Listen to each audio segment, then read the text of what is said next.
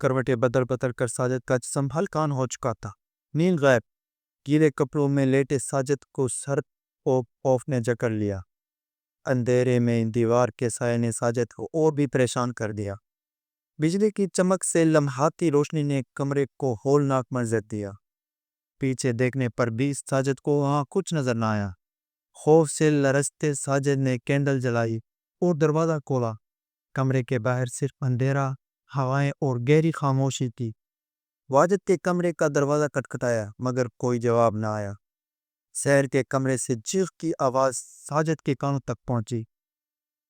ننگے پاؤں سیڑھیوں پر چلتے آہٹوں نے اس کا پیچھا کیا۔ کچن کی طرف بڑھتے قدم خوف نے پسینے میں شرابور کر دیا۔ اچانک پیچھے کسی کے ہاتھ، اس کا سانس پھول گیا۔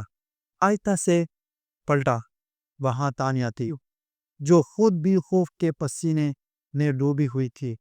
تم؟ اس کی آواز ہکلانے لگی۔ سانس کو بحال کرنے کی کوشش کی۔ ساجد، اس حویلی میں کچھ نہ کچھ گڑبڑ ہے، ہمیں یہاں سے چلے جانا چاہیے، تانیہ نے گھبرا کر کہا۔ اف کتنی گرمی ہے، واجد نے کہا۔ سیکنڈ بعد وہی شرٹ کسی نے زمین سے اس کے منہ پر اچھال دی۔ وہ چونک گیا، ادھر ادھر دیکھا، کھڑکی کھولی تھی، لگتا ہے ہوا کچھ زیادہ تیز چل رہی ہے۔ وہ اٹھا اور کھڑکی کو بند کرنے لگا مگر تو وہاں ہوا میں تھا۔ دوبارہ اپنے بازو کی طرف نگاہ دوڑائی، وہ خون غائب ہو چکا تھا۔ تانیہ اور ساجد اپارٹمنٹ کی طرف بڑھ رہے تھے۔ سحر ان کی طرف دوڑتے ہوئے آئی، اس کا سانس پھولا ہوا تھا۔ کیا ہوا سحر، تمہاری یہ حالت؟ تانیہ نے اس کو حوصلہ دیتے ہوئے کہا۔ وہاں وہ اپنے کمرے کی طرف اشارہ کر رہی تھی۔ کیا ہوا تمہارے کمرے میں، بتاؤ، ساجد نے پوچھا۔ ادھر کوئی ہے، بار بار ایک آہٹ سنائی دے رہی ہے، اس نے ہکلاتے ہوئے کہا۔ تینوں مزید سہم گئے، یہ حویلی خالی نہیں ہے، جلدی سے واجد کو اپنے ساتھ لے کر نکلنے کی کوشش کرتے ہیں۔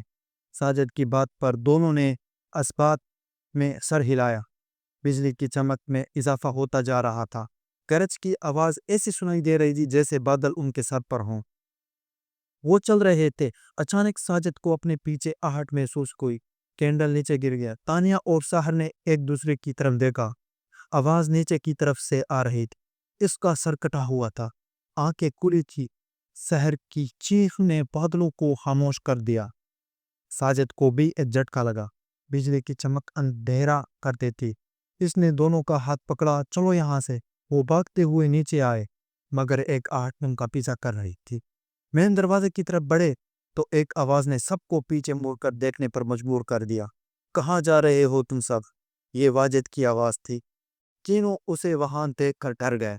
وہ بنیان اور پینٹ زیب تن کیے ہوئے تھا، اس کی بنیان پر ابھی بھی خون کے نشانات تھے۔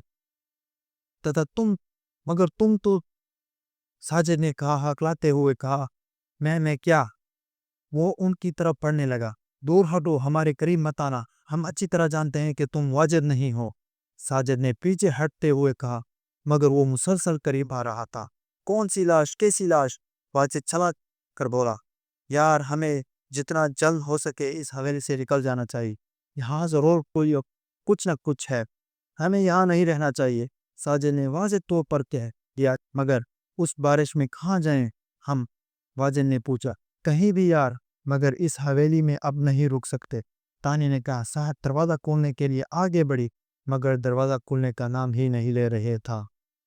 یار، دروازہ نہیں کھل رہا، ساجد اور واجد نے بے بہمی مدد کی مگر بے سود۔ اس حویلی سے نکلنا اتنا آسان نہیں۔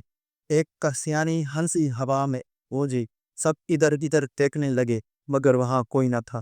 بجلی کی چمک بھی اس آواز کے مجسم کو سامنے لانے میں ناکام رہی تھی۔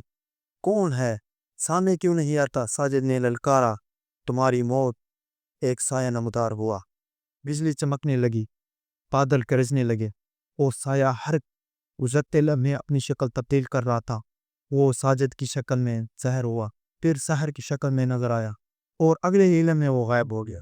سب پر وحشت طاری ہو گئی۔ دروازہ کھولنے کی کوشش کی مگر وہ بند رہا۔ سب نے باہر کے راستے کی تلاش شروع کر دی مگر راستہ نہ ملا۔ چوکوں کی آواز تیز سے تیز ہوتی گئی۔ رات کا طوفان اب تھم چکا تھا، سیاہی کی جگہ روشنائی نے لے لی تھی۔